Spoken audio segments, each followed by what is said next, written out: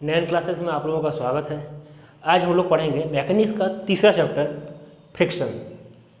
Friction का हिंदी होता क्या? घर्षण। पहले हम लोग देसी भाषा में समझते हैं कि घर्षण होता क्या है। देखो वो अगर हम ऐसे ये देखिए, ये वाला जो मेरा ब्लैक बोर्ड है, इसको व्हाइट बोर्ड है, इसमें अगर हाथ ऐसे हम चला रहे हैं ऐसे, तो हाथ आगे जा रहा है, तो आगे जा रहा है। अगर पता इसमें अगर फ्रिक्शन फोर्स, घर्षण फोर्स नहीं रहता तो मेरा हाथ स्मूथली आराम से आगे चल जाता है, पर हमको थोड़ा ताकत लगाना पड़ रहा है। क्यों? क्योंकि जिधर हाथ हम ले जा रहे हैं, जिधर मेरा मोशन है, उसके अपोजिट डायरेक्शन में क्या लग रहा है? घर्षण फोर्स। इसका एग्जांपल, एक सिंपल सा एग्जांपल समझिए। जो फैन, आपके घर में फैन घूमता है, फैन घूम रहा है, फैन को अगर घर्षण फोर्स नहीं होता, फ्रिक्शन फोर्स नहीं होता, तो फैन जैसे ऑन किए घूम रहा है, बंद किए तो क्या एक अपोजिट में एक फोर्स लगता है, वही क्या होता है? फ्रिक्शन फोर्स, जो उसको बंद करने के लिए लगता है, फ्रिक्शन फोर्स लग जाता है। अगर वो चीज़ नहीं होता तो हमेशा फैन क्या होता है? चलते रहता है, फैन कभी बंद नहीं होता है। जैसे कि हम लोग जब चल रहे हैं, जब हम लोग आगे बढ़ते हैं, जब हम लोग चलते हैं तो क्या है? हम लोग जा रहे हैं आगे, और एक पीछे की ओर क्या लगता है? Friction force. बाइक हम चला रहे हैं, ब्रेक मारते हैं तो बाइक कैसे रुक जाता है? क्यों? जैसे ब्रेक मारे, जिधर मेरा बाइक अगर आगे जा रहा है तो इधर इस डायरेक्शन में क्या लगता है? एक फ्रिक्शनल फोर्स। समझे क्या बोल रहे हैं? फ्रिक्शन हिंदी में इसको क्या बोलते हैं? घर्षण। और ये क्या होता है? एक कॉन्टैक्ट फोर्स है। अगर मैकेनिक्स के लैंग्वेज में समझे तो ये क्या है? Contact force. कॉन्टैक्ट मतलब क्या हो गया? बताइए, अगर हम ऐसे हाथ रखें, ऐसे चले जा रहे हैं, तो ये कहीं टच नहीं हो रहा है, कहीं इसका कांटेक्ट नहीं हो रहा है, तो कहाँ से फोर्स लगेगा? जब हम ब्लैक बोर्ड में हाथ लगाए तब ऐसे बढ़ा है, तब ये जब हम टच करेंगे तभी ये फ्रिक्शनल फोर्स लगेगा, जिधर मोशन कर रहा है उसके अपोजिट डायरेक्शन में। यानी क्या होगा? ये क्या है? एक कॉन्टैक्ट फोर्स है। ठीक है, अब देखते हैं कि फ्रिक्शनल फोर्स होता है, 2 टाइप का फ्रिक्शन होता है। एक होता है स्टैटिक फ्रिक्शन,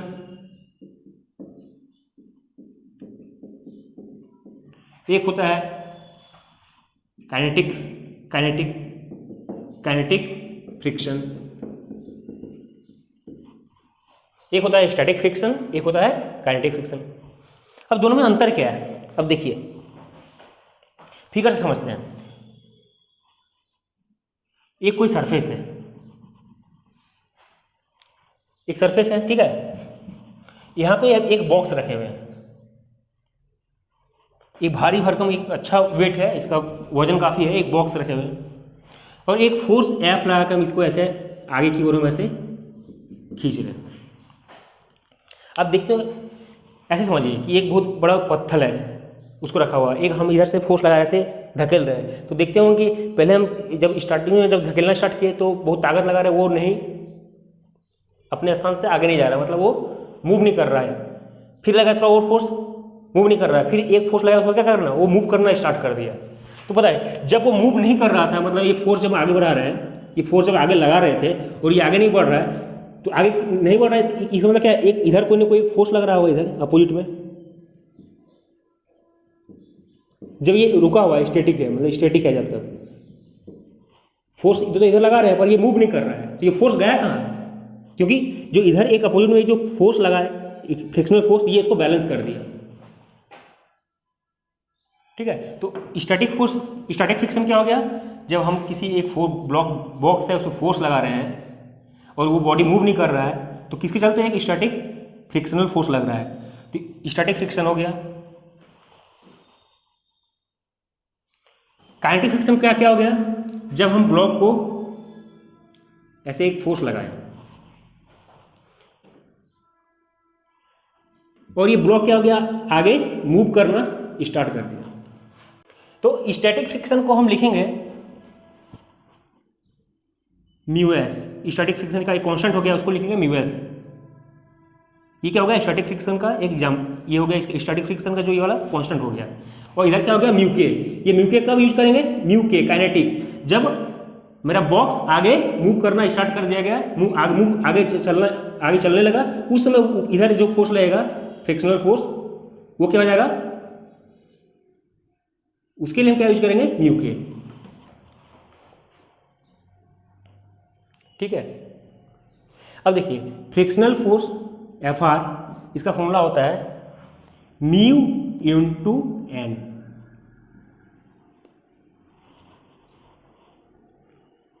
जब बॉडी रुका हुआ रहेगा तो उसके लिए हम म्यू एस लिखेंगे,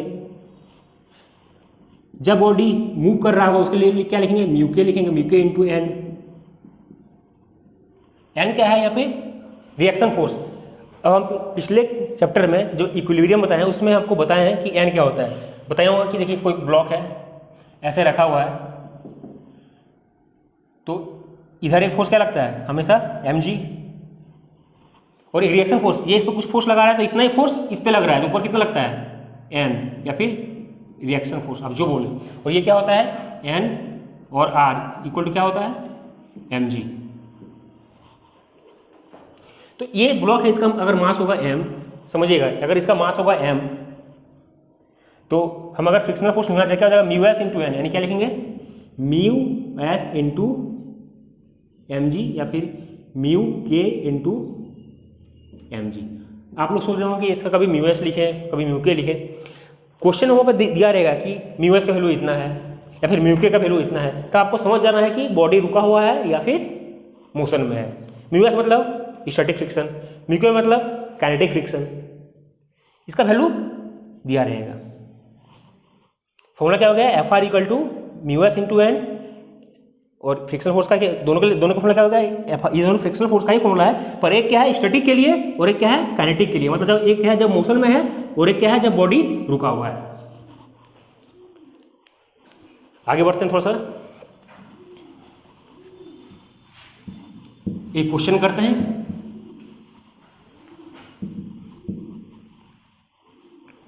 ठीक है, एक क्वेश्चन क्या है, क्वेश्चन है कि एक सरफेस है, सरफेस पे एक बॉक्स रखा गया है, इधर फोर्स लगा रहे हैं मान लो 100 न्यूटन का, और म्यू के दे दिया है मेरा मान लो 0.4, म्यू के दे दिया है 0.4, 0.2 मान लेते, छोटा है वैल्यू 0.1 मान लेते, 0.1। मास इसका है मान लो 10 kg। ब्लॉक को इधर हम खींच रहे हैं, पर जब ब्लॉक को इधर खींचेंगे तो इधर क्या लगेगा एक फ्रिक्शनल फोर्स, और म्यू के दिया है, इसका मतलब क्या है बॉडी मूव कर रहा है।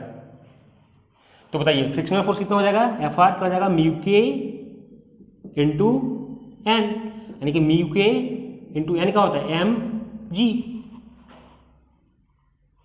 ठीक है, म्यू का इंटू एम जी, यानी कि म्यू का वैल्यू कितना दिया है, देखिए 0.1 इंटू मास कितना है 10 इंटू जी मेरा कितना है, जी कितना लगता है इधर, जी का वैल्यू कितना होता है 10, यानी 100 इंटू 0 यानी कितना हो गया 10 न्यूटन, यानी फ्रिक्शनल फोर्स कितना हो गया, फ्रिक्शनल फोर्स कितना हो गया 10 न्यूटन का। मतलब अब इसको थोड़ा फील कीजिए, इसका मतलब क्या हो गया, ब्लॉक जो ऐसे रखा हुआ है, इधर फोर्स कितना लग रहा था 100 न्यूटन का, और इधर फ्रिक्शनल फोर्स कितना लगा रहा है 10 न्यूटन का। म्यू के इंटू एन, एन क्या होता है याद रखिएगा, एन हमेशा क्या होता है एम जी। एम क्या है मास ऑफ बॉक्स, जी क्या है एक्सेलरेशन, एक्सेलरेशन इसको क्या बोलते हैं एक्सेलरेशन ड्यू टू ग्रेविटी, इसका वैल्यू क्या होता है हमेशा 10 मीटर पर सेकंड स्क्वायर, या फिर कभी कभी 9.8 मीटर पर सेकंड स्क्वायर भी लिखते हैं। यानी कि इधर फोर्स कितना लग रहा था 100 न्यूटन का, और इधर कितना लग रहा है 10 न्यूटन का, इधर 100 इधर 10, तो क्या हो गया नेट क्या हो गया 100 माइनस 10 इक्वल टू 90 न्यूटन, यानी कि 90 न्यूटन के फोर्स से ये वाला इसको हम आगे ले जा रहे हैं। हम लगा रहे थे 100 न्यूटन फोर्स, लेकिन अब लग कितना रहा है 90 न्यूटन फोर्स, और ये 10 न्यूटन कहाँ गया, फ्रिक्शनल फोर्स जो इसको अपोज किया, इसके मोशन को अपोज किया मतलब रोका 10 न्यूटन फोर्स। तो 100 इधर लगा 10 अपोज किया तो कितना हो गया 100 माइनस 10, यानी कि 90 न्यूटन से ये आगे बढ़ा। क्लियर है। अब हम देखेंगे इसमें एंगल ऑफ फ्रिक्शन, एक क्वेश्चन कर लिए, एक क्वेश्चन इस पे हो गया, थोड़ा कॉन्सेप्ट क्लियर हो गया। अब इस पे कॉन्सेप्ट है एंगल ऑफ फ्रिक्शन क्या होता है, क्या है एंगल ऑफ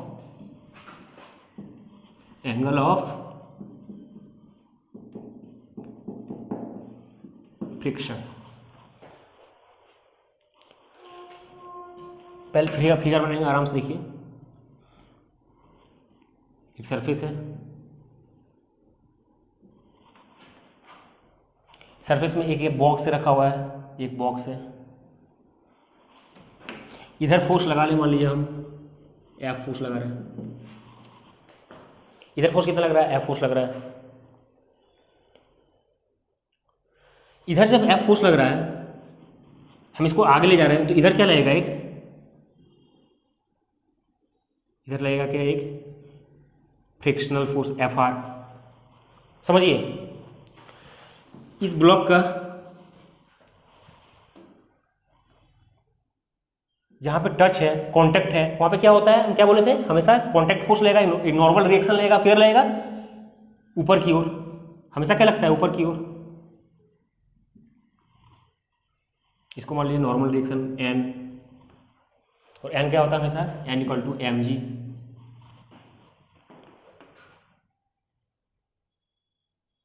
ठीक है, इसको थोड़ा सा आगे एक्सटेंड कर दो, ऐसे ऐसे फिगर है। अब बताइए, एक चीज़ हम पढ़े थे, याद है, रिजल्टेंट निकालना है। थोड़ा सा देख लीजिए, अगर मान लीजिए एक फोर्स इधर F लग रहा है, एक फोर्स इधर मान लीजिए इधर F1 लग रहा है, इधर F2 लग रहा है, एक ब्लॉक है, एक बॉक्स ऐसे रखा है, तो इसका रिजल्टेंट किधर होता था, इधर ऐसे कहीं होता था।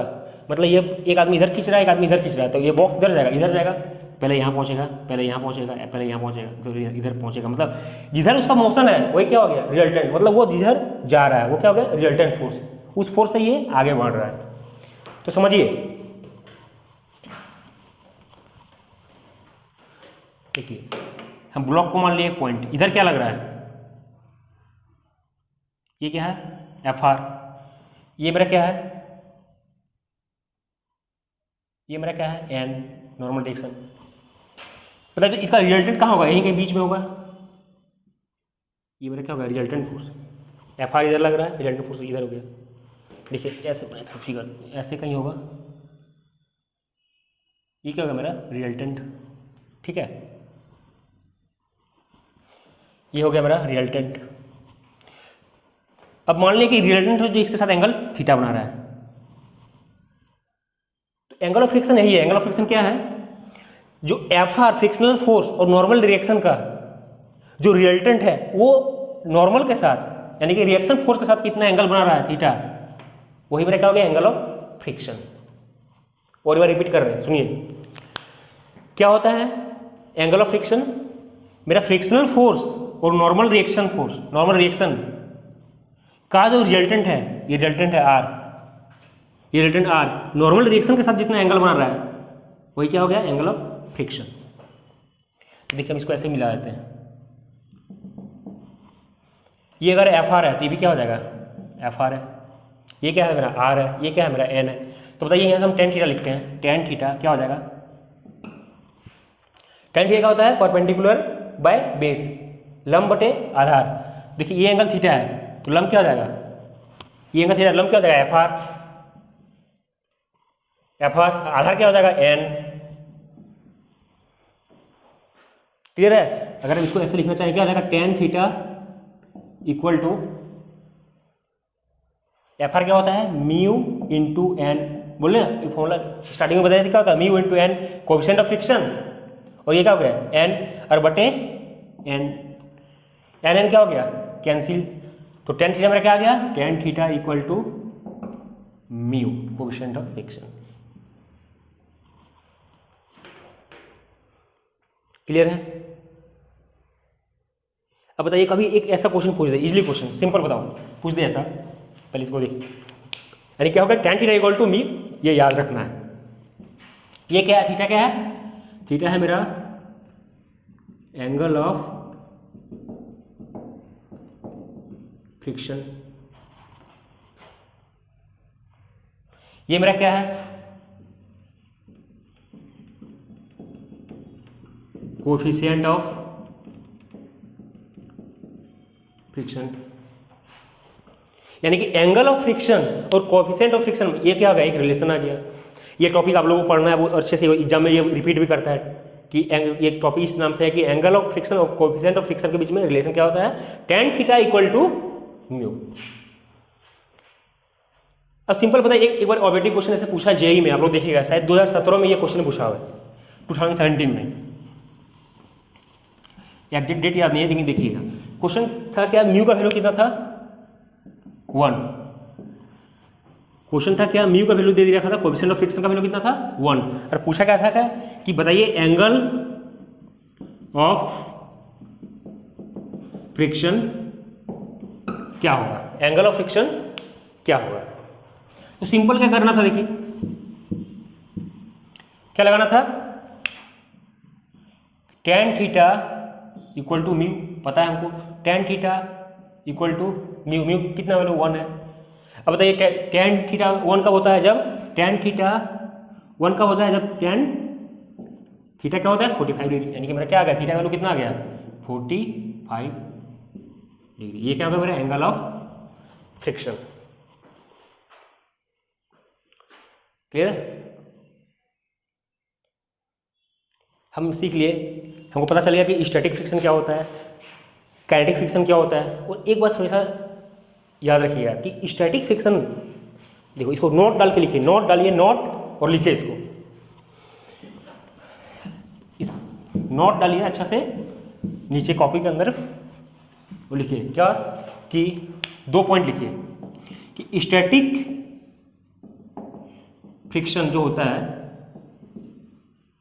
ये हमेशा greater than kinetic friction. Point number 1 हो गया। पॉइंट नंबर 2, स्टैटिक फ्रिक्शन क्या होता है, वेरिएबल होता है। वेरिएबल मतलब समझ रहे हैं ना, इसका वैल्यू क्या होता है, स्टैटिक फ्रिक्शन का वैल्यू Fs 0 से लेकर 1 तक होता है। मतलब इसका वैल्यू एक फिक्स वैल्यू नहीं होता है, कि वैरी करता है, कभी 0 हो गया, कभी 0.1 हो गया, 0.2 हो गया, 0.3 हो गया। ये डिपेंड किस पे करता है, स्टैटिक फ्रिक्शन का वैल्यू फिक्स नहीं होता है, ये वेरिएबल करता है। ये डिपेंड करता है कि अप्लाइड फोर्स पे, कि ये फोर्स कितना अप्लाई कर रहे हैं। मान लीजिए हम 4 न्यूटन का फोर्स अप्लाई किए तो उतना ही फ्रिक्शनल फोर्स अपोज में लगा, कुछ 4 न्यूटन लग रहा है। जब रुका हुआ है 5 न्यूटन फोर्स पर बढ़ाएं, अब भी रुका हुआ है। 6 न्यूटन लगाए, अब भी रुका हुआ है। जब 7 मान लो लगाए और वो मूव करना स्टार्ट हो जाए तो वहां से क्या हो जाएगा, काइनेटिक फ्रिक्शन। और उस 6 तक उसको अपोज कर रहा था स्टैटिक फ्रिक्शन। स्टैटिक फ्रिक्शन का वैल्यू क्या होता है, हमेशा काइनेटिक फ्रिक्शन से ज़्यादा होता है। और हाँ, काइनेटिक फ्रिक्शन क्या होता है, काइनेटिक फ्रिक्शन का वैल्यू क्या होता है, हमेशा कांस्टेंट होता है।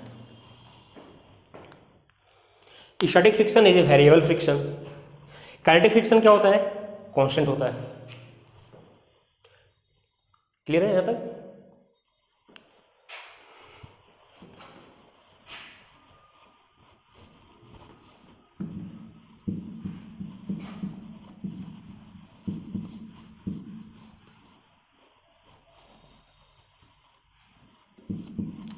चलिए अब देखिए थोड़ा सा बड़ा हम लोग कॉन्सेप्ट क्लियर करते हैं इंक्लाइंड प्लेन का। इंक्लाइंड प्लेन में बहुत बच्चा लोग कंफ्यूज रहता है, क्योंकि इसमें जो कंपोनेंट तोड़ना होता है, रिजोल्यूशन, जो फोर्स का हम रिजोल्यूशन करते हैं उसमें लड़का लोग को दिक्कत होता है। और हम आपको फोर्स रिजोल्यूशन अच्छे से बता चुके हैं चैप्टर फर्स्ट में। हम देखिए कोई इंक्लाइंड प्लेन मारते हैं, टॉपिक क्या है, इंक्लाइंड प्लेन। इंक्लाइन मतलब क्या हुआ बताइए, झुका हुआ है। इसका देखिए एग्जाम्पल समझिए देसी भाषा में। बच्चा लोग का स्कूल होता है, फिर कोई भी स्कूल में देखे होंगे, बच्चा लोग जो स्लाइड करता है ऐसे कुछ रहता है, देखिए ऐसे रहता है कुछ। बच्चा लोग जो गेम खेलता है यहाँ पे ऐसे चढ़ता है, यहाँ पे गया और यहाँ से फिसल के यहाँ आ गया, स्लाइड करके यहाँ पे आ गया। क्या बोल रहे समझे? बच्चा यहाँ बैठा देखे होंगे ऐसे, इस एकदम कुछ एंगल पे ऐसे रहता है, बच्चा बैठा यहाँ पे स्लाइड करके यहाँ आ गया। मान लीजिए ये वाला एक बॉक्स यहाँ पे रखा है, ये एंगल कितना है, मान लीजिए थीटा। समझिए एक बॉक्स रखा है, ये एंगल कितना है, थीटा। तो हम क्या बोले थे कि कोई भी बॉक्स है, कोई भी ब्लॉक है, पृथ्वी अपनी ओर एक फोर्स खींचता है, क्या होता है, mg। और वो क्या होता है, बिल्कुल एकदम अर्थ अपनी ओर खींचता है। मान लीजिए इसका मास कितना है, m। तो ये किधर लगेगा फोर्स,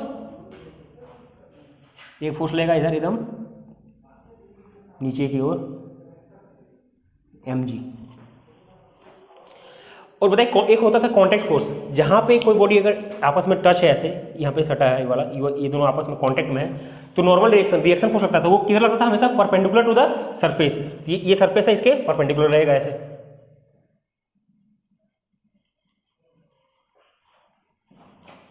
ये एंगल कितना हो जाएगा 90 डिग्री। और ये क्या लगेगा, एक रिएक्शन फोर्स,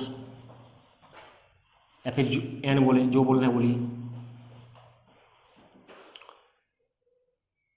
ठीक है। अब बताइए ये एंगल अगर थीटा है, देखिए ई के एम जी इधर लग रहा है, तो ये एंगल कितना हो जाएगा, ये भी क्या है 90 है। ये वाला कितना बताइए, देखिए एक ट्रायंगल बन गया, ये देखिए ये एक ट्रायंगल बन गया, ऐसे बन गया है, समझिए ये एंगल थीटा है, ये कितना है 90 है, तो ये वाला एंगल कितना हो जाएगा 90, एक थोड़ा बड़ा लिखते हैं, देखिए इस ट्रायंगल को लेते हैं, ये और ये वाला क्या हो जाए, ऐसे देखें, ऐसे है, देखिए ये एंगल थीटा है, ये जो यहाँ पे आया, देखिए यहाँ से यहाँ आया वाला, यहाँ तक ले रहे हैं, देखिए ये कितना है 90, तो ये कितना है बेटा 90 माइनस थीटा, समझिए ये कितना है, ये वाला कितना है 90 माइनस थीटा। अब हमको एक चीज बताइए, देखिए ये जो आर है, आर ऐसे गया है, देखिए एकदम समझने वाला चीज है, आर ऐसे गया है, नॉर्मल रिएक्शन जो लग रहा है एन ऐसे गया है, और ये पूरा कितना था, पूरा यहाँ से यहाँ तक 90, अगर ये 90 माइनस थीटा तो हो गया, तो ये वाला कितना हो जाएगा, तब ना थीटा होगा, नहीं तब ना, देखिए 90 माइनस थीटा प्लस थीटा, तब क्या होगा 90, ये पूरा हो गया 90, देखिए ये अगर 90 माइनस थीटा हो गया, तो ये वाला कितना हो जाएगा थीटा, ये कितना हो जाएगा मेरा थीटा, बस इतना का बात कर रहे हैं।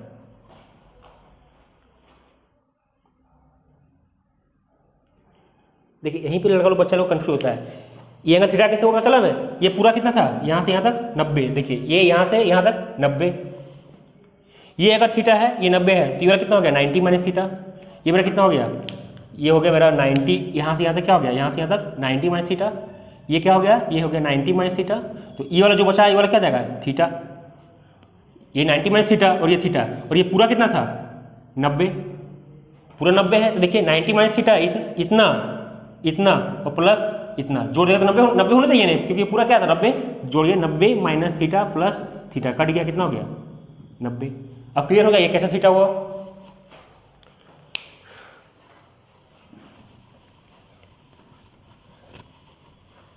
बस इतना समझाएं इसलिए कि ये एंगल थीटा कैसे हुआ, इसलिए ये। अब देखिए, अब इसका एक डायग्राम बताते हैं, देखिए ये मान लीजिए ये मास है एम ऐसे है, और ये वाला क्या है, इसका इंक्लाइन प्लेन है, समझिए इधर क्या लग रहा है mg। अब बताइए, एक तो इधर हो गया कंपोनेंट, और एक क्या हो गया इधर हो गया, हम क्या बोले थे, और ये एंगल कितना है थीटा, फोर्स लग रहा है कि mg इधर है, हम बताए थे कुछ याद है कि जिधर थीटा फर्स्ट चैप्टर में रिजोल्यूशन ऑफ फोर्स में, जिधर थीटा उधर कॉस थीटा, जिसके साथ थीटा उधर कॉस थीटा, पता है एक फोर्स mg इधर लग रहा है, mg इधर लग रहा है, तो इधर क्या हो जाएगा, इधर mg कॉस थीटा, और इधर क्या हो जाएगा mg साइन थीटा, इधर mg कॉस थीटा, इधर mg साइन थीटा, यानी कि इधर नीचे क्या हो जाएगा, इधर mg कॉस थीटा, और इधर ब्लॉक इधर, देखिए ये वाला है इधर, यानी ये वाला मोशन इधर, देखिए ये हम इधर लिए और इधर, देखिए हमेशा देखिए कोई ब्लॉक है ऐसे फोर्स लगता था F, ये एंगल थीटा होता था, तो इधर F कॉस थीटा लगता था, और इधर क्या लगता था F साइन थीटा, तो जो F कॉस थीटा लगता था उसके परपेंडिकुलर में F साइन थीटा लगता था, दोनों क्या होता था आपस में परपेंडिकुलर। उसी तरह देखिए इधर mg कॉस थीटा लगा, इधर क्या लगा, इसके परपेंडिकुलर में mg साइन थीटा, तो देखिए ये वाला आपस में परपेंडिकुलर है ना, ये वाला और ये वाला पूरा, देखिए इसका बात कर रहे हैं, ये वाला और ये वाला, तो इधर क्या हो गया mg कॉस थीटा, तो इधर क्या हो गया mg साइन थीटा। अब हम डायरेक्ट लिखेंगे, देखिए इतना समझा इसलिए, यानी कि इधर क्या हो गया mg कॉस थीटा, इधर हो गया mg साइन थीटा, क्लियर है। अब देखिए हम डायरेक्ट लिखेंगे इसको,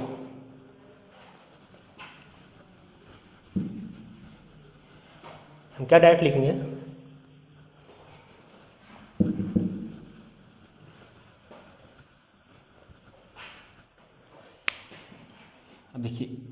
क्या होगा, इंक्लाइन प्लेन हो गया, एक ये हो गया ब्लॉक एम हो गया, ये एंगल क्या है थीटा। तो देखिए इधर क्या लगेगा एम जी, ये मेरा क्या हो गया नॉर्मल रिएक्शन आर, इसके परपेंडिकुलर, ये एंगल थीटा भी क्या हो जाएगा थीटा। तुम सीधा लिखेंगे क्या, इधर क्या लग रहा है एम जी कॉस थीटा और इधर क्या लग रहा है एम जी साइन थीटा। अब देखिए यहीं पे समझने वाला चाहिए, ये ब्लॉक किधर खिसक रहा है, जब देखिए ऐसे इंक्लाइन प्लेन है तो ब्लॉक किधर आ रहा है, ऊपर तो नहीं चल जाएगा, इधर क्या इधर आएगा। अब इसको इधर कौन ला रहा है, इधर जो फोर्स लग रहा है वो वाला एम जी साइन थीटा, इधर क्या लग रहा है एम जी साइन थीटा जो फोर्स है इसके इस वाले मोशन के लिए रिस्पॉन्सिबल है, जिम्मेवार है। एम जी साइन थीटा इस ब्लॉक को इधर incline along the incline plane motion करवा रहा है, इसको फिसला रहा है, इसको इधर नीचे लग रहा है। और एम जी कॉस थीटा वाला कंपोनेंट क्या है बताइए, समझ करके एम जी कॉस थीटा वाला कंपोनेंट क्या है, इस हमेशा इस ब्लॉक का इस इंक्लाइन सरफेस से कॉन्टैक्ट बनाए रख रहा है, मतलब चिपका के रखा हुआ है। अगर ये वाला एम जी कॉस थीटा इधर नहीं लगता तो ये वाला नहीं होता, ये वाला ब्लॉक ऊपर उठ जाता, ऊपर चला जाता, ये क्योंकि इधर एक नॉर्मल रिएक्शन फोर्स लग रहा था, तो एम जी कॉस क्या होगा इसको बैलेंस कर रहा है, मतलब ये इधर खींच रहा है। तब ये जो ब्लॉक है हमेशा इंक्लाइन सरफेस से सटा हुआ है, कॉन्टैक्ट में बिल्कुल चिपका हुआ है, चिपका के कौन रख रहा है एम जी कॉस थीटा, और इधर आगे कौन बढ़ा रहा है एम जी साइन थीटा। अब बताइए जब ये इधर आगे बढ़ रहा है, मोशन किधर हो रहा है इधर, तो फ्रिक्शनल फोर्स इधर लगता है, जिधर मोशन हो रहा है उसके अपोजिट में ये जा किधर रहा है इधर, तो इधर किधर लगेगा फ्रिक्शनल फोर्स। ठीक है, बिल्कुल क्लियर। यानी कि अगर हम फ्रिक्शनल फोर्स अगर इसको देखना चाहे तो देखिए मेरा आर क्या हो गया, आर यानी कि नॉर्मल रिएक्शन क्या हो गया एम जी कॉस थीटा। देखिए इधर आर हो गया, देखिए ये ऐसे हो गया, देखिए ये पॉइंट है, इधर क्या लग रहा है, इधर लग रहा है आर, इधर क्या लग रहा है एम जी कॉस थीटा। तो आर इक्वल क्या हो गया m g cos theta, R और या फिर normal reaction equal to m g cos theta. और एफ आर लिखना चाहिए फ्रिक्शनल फोर्स एफ आर। देखिए फ्रिक्शनल फोर्स ये हो गया, तो फ्रिक्शनल फोर्स क्या होता है, फ्रिक्शनल फोर्स का फॉर्मूला होता है देखिए म्यू इंटू एन, लिख सकते हैं आप, एफ आर को ऐसे लिख सकते हैं आप क्या म्यू इंटू एन, यानी म्यू इंटू एन, एन का वैल्यू क्या आ गया एम जी कॉस थीटा, ऐसे ही लिख सकते हैं आप। अब हम आगे बढ़ते हैं, देखिए अब हम पढ़ना है हमको एंगल ऑफ रिपोज, समझिए। देखिए एंगल ऑफ रिपोज क्या होता है, उसी तरह हम क्या करेंगे, देखिए एंगल ऑफ रिपोज में पूरा इंक्लाइन प्लेन का कॉन्सेप्ट का यूज है, इसीलिए हम पहले इंक्लाइन प्लेन आपको अच्छे से समझाएं, क्योंकि इंक्लाइन प्लेन 90% बच्चों को समझ में नहीं आता है कि एम जी साइन थीटा, पता मान लीजिए किसी को थोड़ा समझने में दिक्कत हुआ भी होगा तो वो माइंड में याद रखिएगा क्या कि एम जी साइन थीटा क्या करता है, उसको अलोंग द इंक्लाइन प्लेन में आगे बढ़ाता है, और एम जी कॉस क्या रहता है उसको चिपका के रखता है इंक्लाइन प्लेन के साथ। ठीक है, एम जी कॉस अगर नहीं आता तो ब्लॉक नहीं होता है, ऐसे आ रहा है ऊपर भी अगर चल जाता है ऐसे, मतलब एम जी कॉस वाला कंपोनेंट क्या होगा, इसको इधर फोर्स लगता है एम जी कॉस थीटा, इस ब्लॉक को इस इंक्लाइन प्लेन के साथ चिपका के रखता है, और इधर जो एम जी साइन थीटा है इसको आगे बढ़ाता है। ठीक है, अब देखिए एंगल ऑफ रिपोज क्या होता है, बहुत ही इंटरेस्टिंग टॉपिक है। देखिए हम क्या एंगल ऑफ फ्रिक्शन पढ़ लिए, relation between angle of friction and coefficient friction पढ़ लिए, फ्रिक्शन क्या होता है पढ़ लिए, स्टैटिक फ्रिक्शन पढ़ लिए, काइनेटिक फ्रिक्शन पढ़ लिए। स्टैटिक फ्रिक्शन और काइनेटिक फ्रिक्शन के बीच में 3-4 टॉपिक जो इंपॉर्टेंट टॉपिक है वो देखना था, और दोनों के बीच में क्या रिलेशन था वो देख लिए। अब देखिए एंगल ऑफ रिपोज क्या होता क्या है समझिए, ये एंगल थीटा है, एक ब्लॉक यहाँ पे रखा हुआ है। देखिए मान लो एक ब्लॉक ऐसे रखा हुआ है, हम कहा कि अब एंगल थोड़ा बढ़ाएं, ऐसे एंगल थोड़ा बढ़ा रहे हैं, एंगल थोड़ा बढ़ाएं, अभी ब्लॉक गिरा नहीं है, एंगल थोड़ा बढ़ाएं, गिरा नहीं है। अब बताइए थोड़ा मतलब एंगल बढ़ाने मतलब क्या कर रहे हैं, इसको थोड़ा ऐसे कर रहे हैं ना, ऐसे कर रहे हैं, ऐसे कर रहे हैं, ये एंगल क्या है, पहले यहाँ तक बढ़ गया, फिर थोड़ा और बढ़ गया, एंगल को क्या करें, बढ़ा रहे हैं। एक टाइम ऐसा होगा जैसे ही एंगल बढ़ाएं, जैसे एंगल थोड़ा सा बढ़ाएं, क्या होगा, वो घिसकना, स्लाइड करना स्टार्ट कर दिया। यानी कि जिस एंगल पे वो जस्ट रुका हुआ था, जिस एंगल पे वो रुका हुआ था उसे थोड़ा जिस एंगल से बढ़ाए और वो स्लाइड करना स्टार्ट किया, वही क्या होता है, एंगल ऑफ रिपोज। क्लियर है? मतलब उस एंगल से थोड़ा सा भी ज़्यादा बढ़ाएंगे, एक एंगल है, उस एंगल से थोड़ा सा भी बढ़ाएं तो क्या होगा, वो स्लाइड करना स्टार्ट कर गया, वो क्या होगा, एंगल ऑफ रिपोज। यानी कि एंगल ऑफ रिपोज में बॉडी क्या होता है, रुका हुआ होता है, रेस्ट में होता है, यहाँ पे रुका हुआ होता है। बस उससे अगर थोड़ा सा भी बढ़ाएं तो बॉडी क्या हो गया, तुरंत सरक के नीचे आ जाएगा। क्लियर है? एंगल ऑफ रिपोज में बॉडी क्या होता है, रुका हुआ होता है। और हम देखिए, हम ऐसे मान लेते हैं, हम एज्यूम करते हैं कि ये क्या है, थीटा। हम मान लेते हैं यही एंगल ऑफ रिपोज है।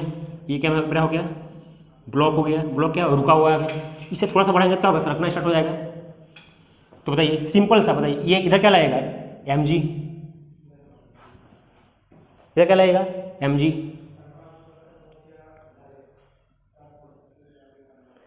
इधर लगेगा mg। बिल्कुल उसी तरह नॉर्मल क्या लगा हुआ है, ऐसे लगेगा नॉर्मल। नॉर्मल क्या होता है, हमेशा परपेंडिकुलर टू द सरफेस। ये थीटा है तो ये क्या जाएगा, ये तो 90 होगा ही, क्योंकि देखिए mg क्या होगा, 90 लगता है एकदम परपेंडिकुलर 90। ये बताइए, ये क्या जाएगा, 90 माइनस थीटा कौन वाला, ये क्या हो जाएगा, थीटा। समझिए। अरे बताइए, यहाँ पे कौन सा फ्रैक्शन लगेगा, काइनेटिक की स्टैटिक, क्या बोले थे, बॉडी रुका हुआ है। अब इससे थोड़ा सा आगे बढ़ाएं तो सरकना स्टार्ट होगा, स्लाइड करना स्टार्ट हो जाएगा। यानी कि अभी रुका हुआ तो क्या लगेगा, स्टैटिक फ्रिक्शन। और इधर क्या लगेगा, इस साइड में इधर लगेगा मेरा mg cos थीटा। और इधर क्या लगेगा, mg sin theta, mg sin theta. ये जब मूव कर रहा है इधर, ये मूव कर रहा है इधर, तो इधर क्या लगेगा, फ्रिक्शनल फोर्स Fr। अब बताइए, ये फ्रिक्शनल फोर्स किसके बराबर है, देखिए इधर वाला फोर्स, इधर क्या लग रहा है, Fr। समझिए अच्छे से, देखिए इधर क्या लग रहा है, Fr। इधर क्या लग रहा है, एक मिनट सीधा स्ट्रेट बनाना है। इधर क्या लग रहा है मेरा, mg sin थीटा। इधर लग रहा है Fr, इधर लग रहा है mg sin थीटा। यानी क्या हो जाएगा, Fr equal to mg sin theta, frictional force. और फ्रिक्शनल फोर्स यहाँ क्या होगा, म्यू के इंटू एन या फिर mu S into N, mu S into N, static friction ना, क्यों, बॉडी क्या रुका हुआ है। यानी क्या हो जाएगा, mu S into N equal to क्या हो जाएगा, mg sin थीटा। यहाँ तक क्लियर। देखिए इंक्लाइंड प्लेन में 12 बोल रहे हैं, एंगल ये थीटा कैसे आया, अच्छे समझा दिए। ये 90 माइनस थीटा है, तो भी क्या हो जाएगा थीटा, क्योंकि क्यों कि ये पूरा क्या था, ये पूरा यहाँ से यहाँ तक क्या था, 90 डिग्री था। 90 माइनस थीटा हो गया, इधर थीटा उधर कॉस थीटा, उधर क्या हो गया, mg कॉस थीटा। इसके परपेंडिकुलर वाला क्या हो जाएगा, mg sin थीटा। हम बोल रहे हैं कि ये वाला क्या आपस में परपेंडिकुलर है, ये वाला और ये वाला, ये लाइन और ये लाइन परपेंडिकुलर है। इधर mg cos थीटा है तो इधर mg sin थीटा। क्लियर है ना? देखिए थोड़ा समझ लीजिए, ऐसे देखिए, समझ लीजिए। देखिए mg किधर, देखिए इधर लग रहा है mg, इधर mg, हाँ देखिए इधर mg लग रहा है, मान लीजिए ऐसे mg लग रहा है, ठीक है। हम मान लीजिए ये एक्सिस मान के दिखा रहे हैं, ये एंगल देखिए इधर एंगल वाला थीटा है, तो मान लीजिए वाला एंगल थीटा है, तो इधर क्या होगा, mg cos थीटा, और इसका परपेंडिकुलर वाला क्या आ जाएगा, mg sin थीटा। इधर वाला इधर थीटा उधर cos थीटा, तो sin थीटा कौन वाला, इसका परपेंडिकुलर वाला, तो इधर क्या होगा mg cos थीटा, तो इसका परपेंडिकुलर कौन वाला है, इधर वाला, ये वाला mg sin थीटा। थोड़ा फिगर हल्का सा गंदा हो गया, लेकिन जो समझाना चाह रहे थे वो शायद आप लोग समझ गए होंगे। ये क्या हो गया, mu S into N equal to mg sin theta. Mu S into N क्या होता है, नॉर्मल रिएक्शन। और नॉर्मल रिएक्शन यहाँ पे क्या है, इधर क्या है, एन किसके बराबर है, mg cos थीटा। यहाँ बगल में लिख दीजिए, एन क्या है, इक्वल टू mg, इधर आएगा कि नहीं, म्यू एस इंटू एन। देखिए यहाँ एन का वैल्यू क्या है, देखिए वही वाला है ना, देखिए इधर है ब्लॉक, इधर क्या लग रहा है n, और इधर क्या लग रहा है mg कॉस थीटा, तो एन किसका वैल्यू, एन का वैल्यू क्या हो गया, एन इक्वल क्या हो गया, m g cos theta. Y वाला मतलब जो अपना सेम डायरेक्शन वाई इधर, अगर इसको मान लो ये डायरेक्शन में, ये तो ये वाला डायरेक्शन इसके साथ इक्वल, तो ये वाला डायरेक्शन इसके साथ इक्वल, तो N equal to m g cos theta, क्या हो जाएगा म्यू एस इंटू एन, यानी क्या हो गया m g cos theta equal to m g sine theta. अब देखिए एम जी कैंसिल कर दीजिए, कॉस थीटा उधर ले जाइए, साइन थीटा बटे कॉस थीटा क्या हो जाएगा tan theta equal to mu S, बस यही याद रखना। यही क्या होगा मेरा, बताइए, ये मेरा क्या हो गया, एंगल ऑफ रिपोज, ये मेरा क्या हो गया, एंगल ऑफ रिपोज। क्लियर है? क्या क्या पढ़ लिया हम फ्रिक्शन में, फ्रिक्शन क्या होता है, फ्रिक्शन का टाइप क्या है, काइनेटिक फ्रिक्शन और स्टैटिक फ्रिक्शन का अच्छे से जान लीजिए दोनों क्या होता है, एंगल ऑफ फ्रिक्शन और कोएफिशिएंट ऑफ फ्रिक्शन में रिलेशन देख लिए, इंक्लाइन प्लेन अच्छे से देख लिए, और क्या देख लिया हम लोग, और क्या देखे, एंगल ऑफ रिपोज देख लिए क्या होता है एंगल ऑफ रिपोज। ठीक है, चलिए फिर आगे हम लोग कंटिन्यू करते हैं नेक्स्ट क्लास में। तब तक के इसी तरह आप लोग 9 क्लास में सपोर्ट अपना बनाए रखें। किसी भी टाइप का डाउट हो तो कमेंट बॉक्स में कमेंट करें।